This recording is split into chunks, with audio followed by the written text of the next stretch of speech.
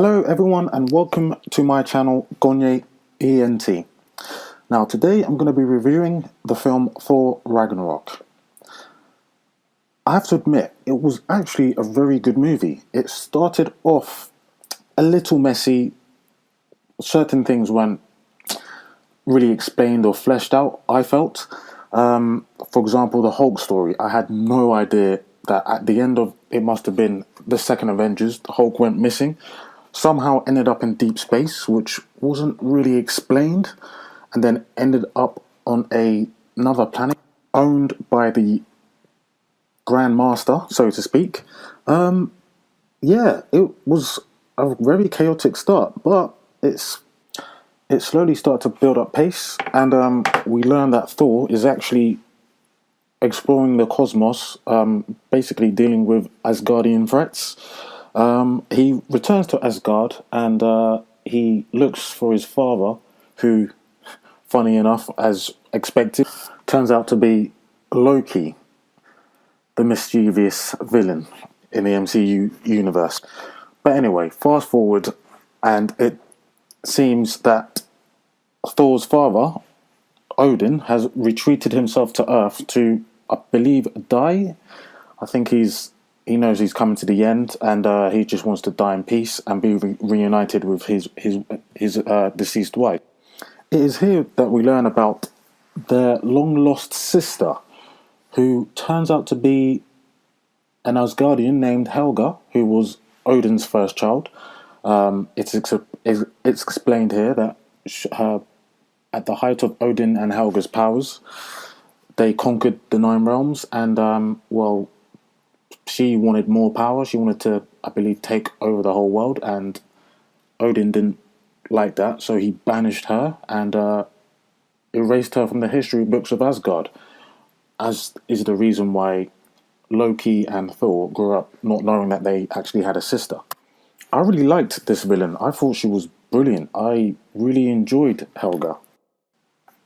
Hela, for me, was criminally underused. I mean, when you get someone like Kate Blanchett in a role, I believe you should utilize her talents as much as possible, which I sadly feel that the film and the director failed to do. She was a fantastic villain, very believable. She had great chemistry with her co-stars. Yeah, she was, for me, she was really underused. I felt they really could have used a really good villain, because that's another thing with the Marvel franchise. I don't really feel that they've had great believable villains. I think their villains have been too cartoony for me, and Kate Blanchett really embodied a villain with conviction, a villain that had a reason to do what she was doing, and she was just playing badass. Like, I really felt that they kind of missed a step with how underused she was, but nevertheless, she fitted in well with the plot, and the plot moved nicely. Too many times I watch films and the villain is just not too engaging. She's not. They don't really, or they don't really pull me in to invest in them. So I don't really care about their motives. But I really did buy into Hela's villainy. I really did buy into her story.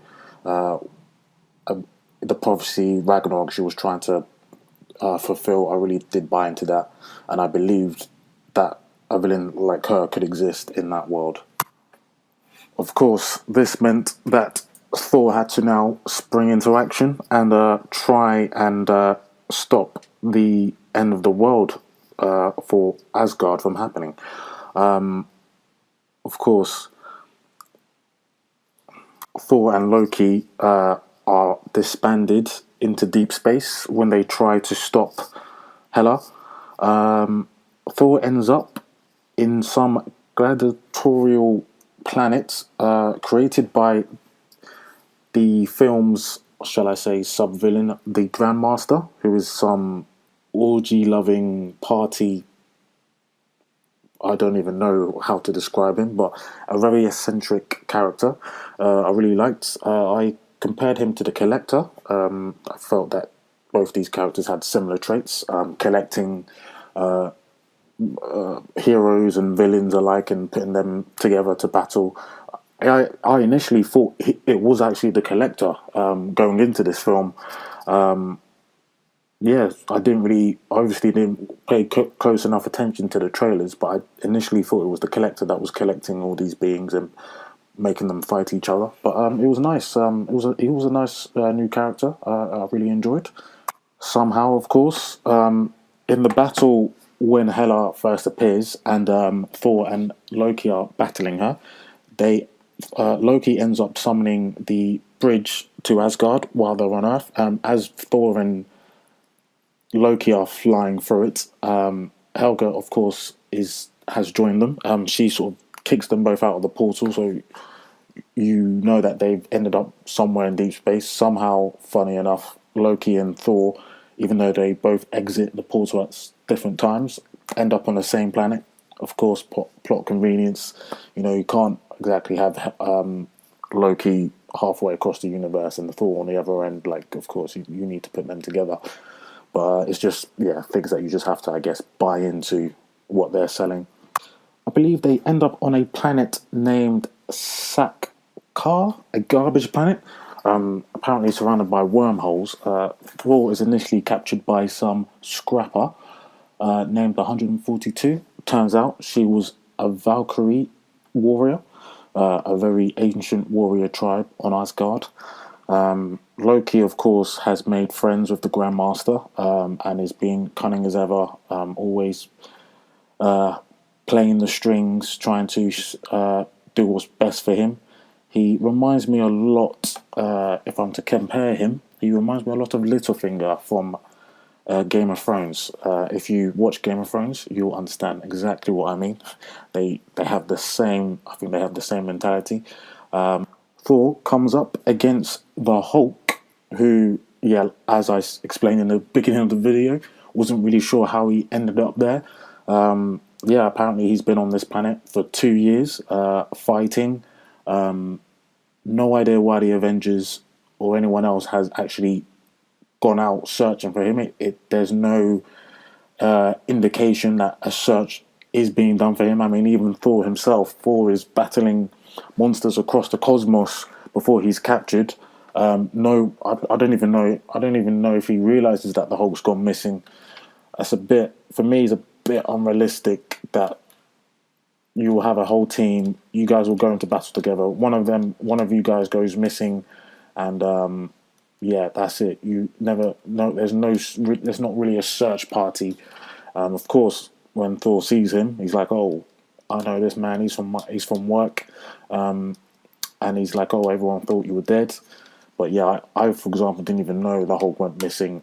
Maybe that's because I needed to rewatch the Avengers 2. But yeah, they could have. Yeah, I kind of felt that was a bit strange. And in the films that came after the Avengers 2, again, there was no indication that the Hulk had gone anywhere or ended up anywhere. But yeah, once they team up, they work together to get off the scrapyard planet. Of course, Loki joins with them. I like that Thor had started to learn how Loki was. He was always cunning, always mischievous. I did like it that Thor finally wasn't going to be the gullible big brother that allowed his little brother to always trick him. Yeah, it shows growth in a character, because too many times when there's like a recurring villain, the villain does the same trick over and over again, and the hero, the protagonist, always falls for the same tricks. Yeah, sometimes that gets a bit repetitive, but I did like that Thor was like sort of thinking ahead of how to handle his brother.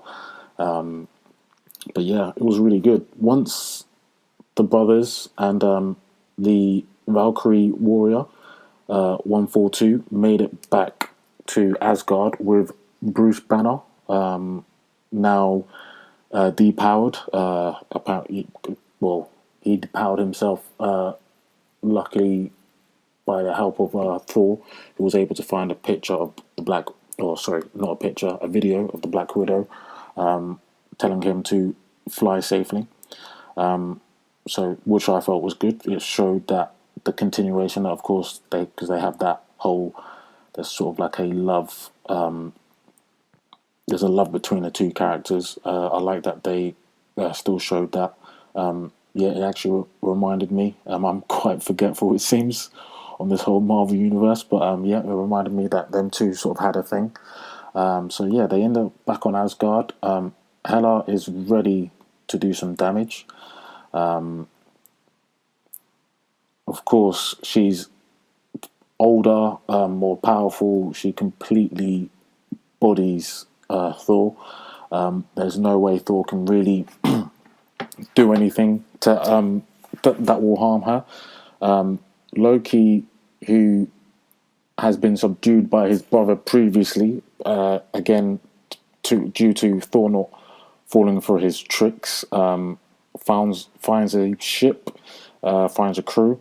They end up on Asgard, helping bring the battle to Hela and her army, while also evacuating the rest of Asgard. Yeah, and from there, of course, Thor saves the day.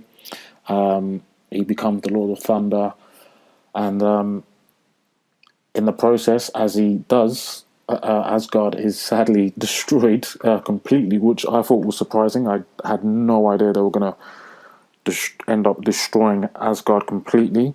But yeah, overall, the I felt that the film was a good film. It did have its downsides, I believe. Just certain things I just didn't feel would actually happen. For example, with Bruce and somehow ending up in deep space, it seemed, yeah, anyone that goes missing in deep space ends up in the scrapyard planet. Why? That isn't really explained. Is it like the nearest thing away from the nearest thing to Earth? Not sure. But yeah. Also, I might have not mentioned it, but there was a Doctor Strange appearance, which I really liked. Yep, he's now been included into the wider MCU universe, introducing himself to some of the Avengers. Of course, setting him up for the Avengers 3 Infinity War. But yeah, I thought the film was really good. I really enjoyed Hela. Kate Blanchett, brilliant actress. I followed a lot of her work. I knew she was going to be a great actress. I knew she was going to be playing a great villain. I knew I'd like her villain. I often believe that the villain makes the story. So I was very disappointed that her character, sorry, was very underused. I felt they could have done more with it. Yeah, but I felt Thor Ragnarok was a big improvement on the previous two, especially the second one. I really enjoyed the first one, but the second one was The Dark World. I literally will probably forget that very soon. I barely remember how that film went anyway, but yeah, Thor Ragnarok was a very good Thor. Had many Guardians of the Galaxy influences. Yeah, I kind of feel that Marvel, due to the success of Guardians of the Galaxy, are probably now gonna use that as a formula for a lot of their singular films for their heroes, apart from the Avengers, which isn't necessarily a bad thing. I really do enjoy the Guardians of the Galaxy. I think both films have been brilliant, but of course, it adds to my point that Marvel now are really becoming a bit too campy, too comedic at times. They walk sort of like they may lose the seriousness of it, especially when the time comes that we start to get tired of these superhero action movies. Yeah, I kind of feel that if they don't really change it up, bring some other tones apart from the bright comedy, colourful tone that they now seem to be following.